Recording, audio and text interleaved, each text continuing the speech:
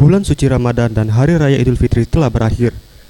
Harga sapi dan ayam potong di sejumlah pasar tradisional di Kota Lahat masih saja tinggi.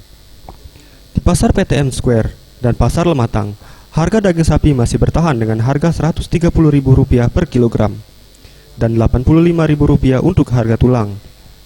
Sementara harga ayam potong yang biasanya dijual dengan harga Rp25.000 hingga Rp28.000 per kilo ini kini masih berada di kisaran Rp37 hingga Rp40.000 per kilogram.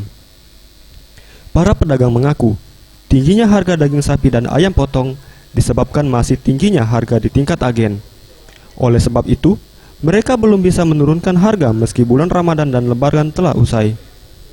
Salah seorang pembeli, Asni Sudarti, mengaku ia baru saja membeli tulang sapi seharga Rp85.000 per kilogram. Ia berharap harga daging sapi dapat segera turun seperti biasanya. Tulang, Berapa sih? kilo 85. Kalau untuk ini untuk daging Ada daging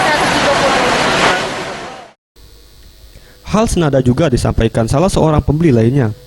Ia berharap harga ayam potong bisa turun kembali dengan harga normal, yang berkisar Rp25.000 hingga Rp28.000 per kilogram.